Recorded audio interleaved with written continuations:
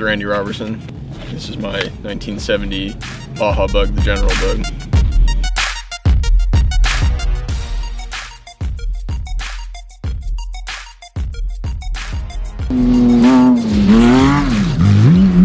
Production on it's been about 6 years, 3 years of downtime between doing an engine swap on it, but the overall build was about 3 years.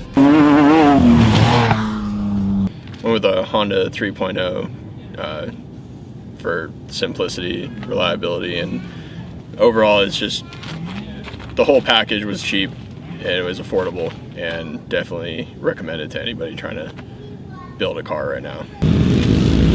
It's all been basically a garage build for the most part, whether it was in a barn or in the actual garage itself. Oh, I just wanted a theme car. You know, the Dukes of Hazzard was always a cool show that I watched, and them jumping it, so always wanted something like that, and the General Bug just kind of stuck. Kind of did it as a joke in the beginning, but everyone loves it. Been fabricating since high school, started with ag mechanics and metal shop and whatnot, and then turned into a career. I'm a iron worker and do custom fabrication for a living, so branched it off into building off-road vehicles, and then now I also build custom parts for Baja Bugs. I make these double shear spring plates for a coilover conversion. They're an upgrade to the stuff that you can get online that's mostly Chinese or bad welds.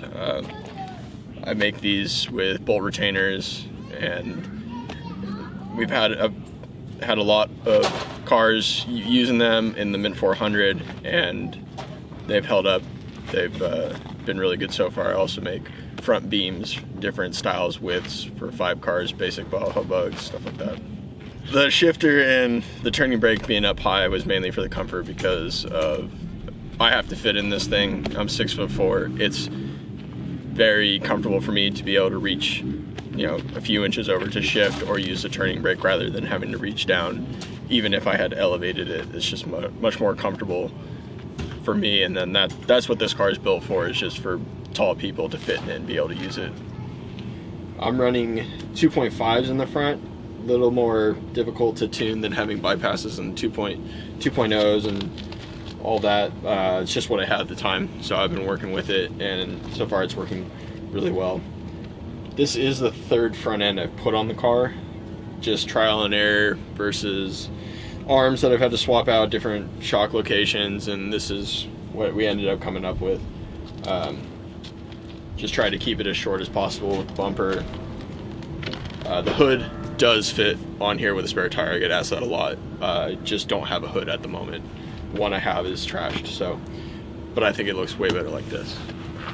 I built the car, everything's been built 100% by me, down to the paint job. Was a stock Volkswagen Bug when I got it. Everything's been fabricated in-house. It's built for 2 people, 6'4", to be able to fit in it comfortably. And that's where my controls come into play, where they're located. I'm running door bars just because a little safer, in my opinion. Tried to do everything structurally on this, especially with the bars that I have on the underside of the roof. Things that have changed over the last year or so, which is the big change for this, was a lot of the relocation of stuff in the rear, such as the fuel cell used to be sitting up here, 22 gallons. Now I have 25 gallons sitting low right over the tunnel. Top of it's about here. That's what I think changed this car the most from what it was previously. Just that center of gravity being low and keeping stuff off of the rear. Now the car stays really level. Other things that were recently done was I switched over to the Honda 3.0.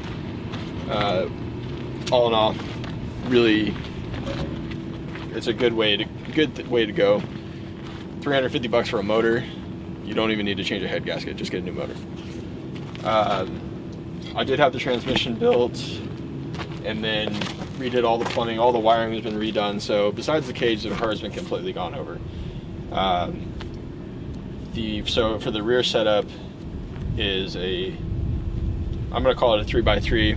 some people have told me they're 3x4s. For the most part, this is a pretty basic setup with the 6-inch wider front end and the 3x3s in the rear. I don't plan on going any wider. I don't plan on going to 5x5s. I like the car how it is, and maybe it would handle a little better with the 5x5s, but it goes plenty fast for me. The recent fabrication that's been done on it is basically the whole engine cage, getting rid of the horns for the transmission, and just adding a lot more bracing. I'm running my radiator inside, which has its problems with running that. I'm gonna have to get some air, direct airflow to it, because it is all gonna be paneled in. The whole body will be sealed up again so that it can be driven on the street comfortably. I do have a heater in the car that helps in the cold. This desert, or night trips in the desert are a lot better. Currently running 33s and talking about going to 35, so we'll see when and how that goes.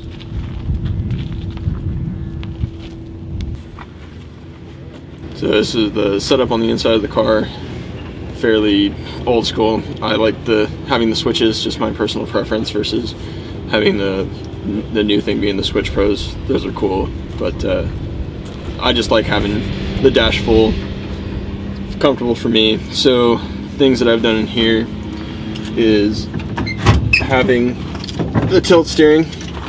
I can adjust the angle of it and raise and lower the entire thing. It's just a simple little Heim joint setup that I came up with. For me, it's just pretty much set at the same thing, but if anyone else were to drive it, then they can change it, make it a little more comfortable for them. Also, the steering can come in and out. This is all the way in, and it can come further out if a shorter person is driving it. Again, we talked about the controls. For me, it's extremely nice to be close to the controls. I've had no problems with the shifter being up there, angles, anything like that. It shifts perfectly fine. So anyone who's looking to do that, who's tall, I definitely recommend putting it up there. As far as the dash itself, I just have my indicators for what I need to keep an eye on. Everything, when I was building it, I had a passenger and myself sitting in here to decide where the certain gauges would go, which ones are more important than others, and make sure that the important ones are in full view of both the driver and co-driver. So spent a lot of time just on placement of gauges. I still have some room on the dash that's going to be for GPS, race radios, and intercoms. That's pretty much it on the dash. There's still a lot of work to be done on this car. This is just a testing stage for it, and when I have the time to finish up this project, which who knows if that'll ever actually happen, it'll be more complete, get stuff powder coated and finalized. Under my seat, I do have a heater for when this cab is sealed off. It'll be nice just to drive around at night, be able to be warm. Things that are to come with the rear is to panel this all off and have it completely separated with a firewall that will lift up so that there's access to everything in the rear. This here in Ocotillo Wells is the desert I stick the car out to the most, mainly because it's close. It's only about an hour drive. I like the terrain, a lot of different things to do, sand, rocks, dirt, it's just good all around.